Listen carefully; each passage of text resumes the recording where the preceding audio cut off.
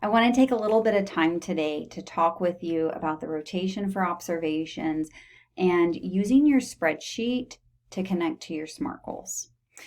I have now posted on the homepage of class the general schedule for observations.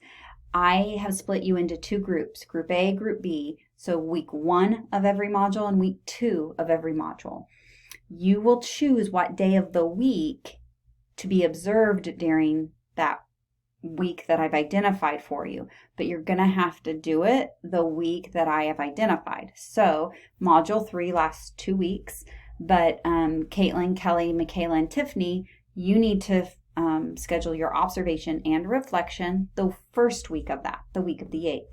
And then Leah, Arena, Jalen, and Sarah, you'll need to do yours the second week of the module, and it'll continue in that same flip-flop, so everybody's consistently the first week or the second week, and it helps you avoid your spring breaks when you may not be with children.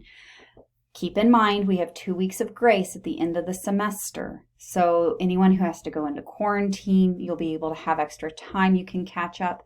And also, if you do go into quarantine and come out, or when you come out, we will probably at that point schedule you with back-to-back observations, so one every week until you're caught up to the rotation.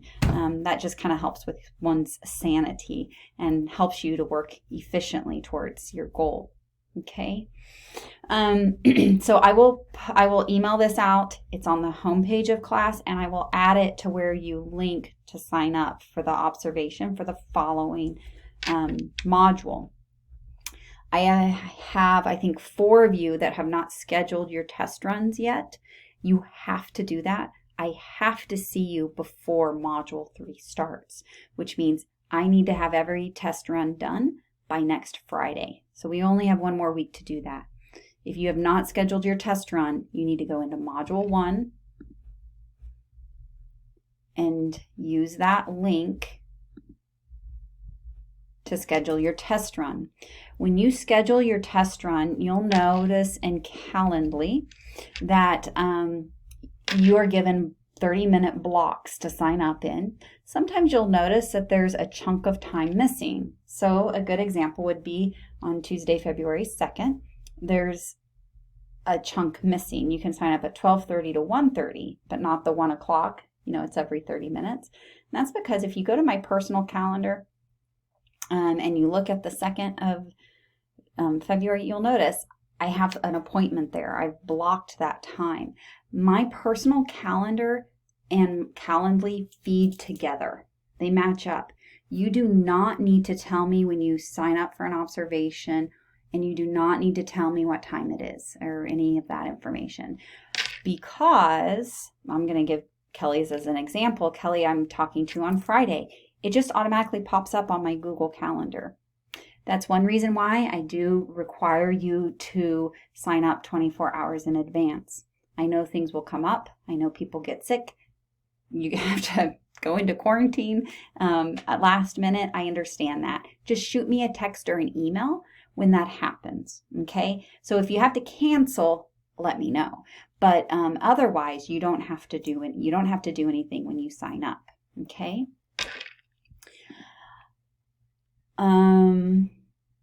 That was schedule, test run, things. Okay, next thing I want to talk about is in Module 1, you submitted your professional development hours. And I want to talk about those and how they connect to your SMART goals. It is so important that you understand that these are your hours. These are not your center's hours. They are yours. And when you go from one center to another, those training hours go with you. That's your information, your knowledge. If you were to apply for your CDA, these hours would contribute to that. They never expire, okay?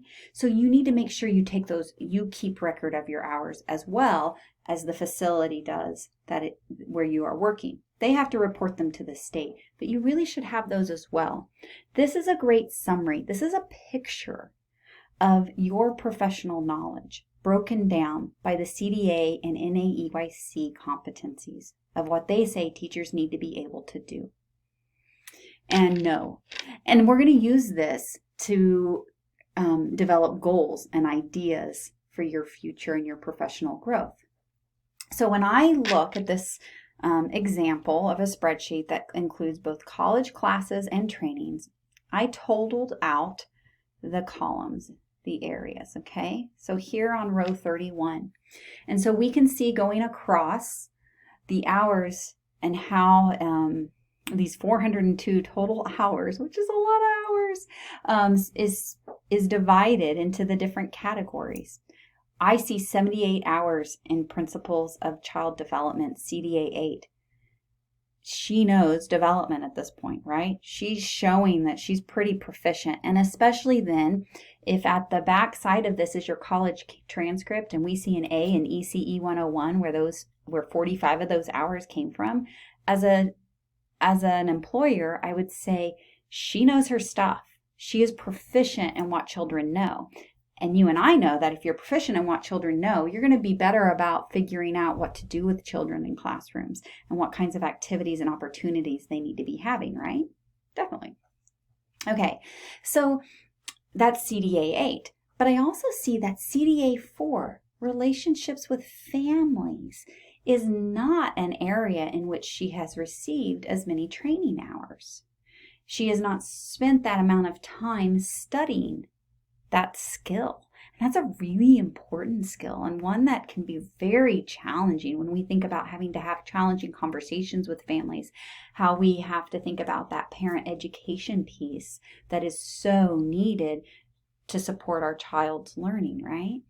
And so this helps give you a picture to look at yourself individually to say, what should I do? What should a goal of mine be? Also, in doing this list, perhaps you were reminded of some trainings where you took away a lot of great information, or a class where you learned something that you thought was really amazing and you really want to try in one of your classrooms. Maybe you want to try and rearrange some furniture and look at traffic patterns in your preschool classroom to better have active engagement and to better address the needs of the boys in your program. For you to be able to, it is really important when we reflect upon our competencies and what we know, it's really important to then look at our practice. This is where SMART goals come in. The SMART goal is essentially like a worksheet that you're going to work through here in Module 2. One of those goals has to be related to education and training hours. So when I download that document and I open it up, I'm going to write a SMART goal connected to me not having as much training in relationships with families. I also see that I've had some training in observing and interacting, and using data collection techniques, but I haven't had as much. So I'm going to use that as another place to work on practicing collecting data. One of my goals has to be achievable by the end of the semester. So my first goal is going to be, I want to develop a weekly newsletter or communication tool for families. So I'm going to take some ideas and information and I'm going to spend some time applying it. And begin sending it home before the end of the semester. Okay, how's it related to my goals and training? This is one of the areas where I have spent fewer hours studying. And so I think I need to work through strategies and developing these skills. Who and what do you need? Okay, so I need to access examples of newsletters. I remember back in ECE 105, observing and interacting, that we really focus on collaborating with families. And so I need to go back and review work from ECE 105. I need to chat with Beth about more ideas. Right? That's what I'm here for. All right, how will I measure progress? I will have copies of the new communication tool to share that are dated and integrated into weekly duties. Okay, so I'm just going to keep doing this, and I'm going to give myself a time frame. So I'm actually going to say, okay, by spring break, ideas collected. By April 1, ideas collected by April 1, first draft ready for review. By April 15, first tool, first attempt sent. Oh, easy enough, right? Okay, and so you can progress through that. Goals 2 and 3 do not have to be directly related, but like in this example, goal 2, I would probably say that I'm going to practice collecting data on children regarding development and regarding challenges in the classroom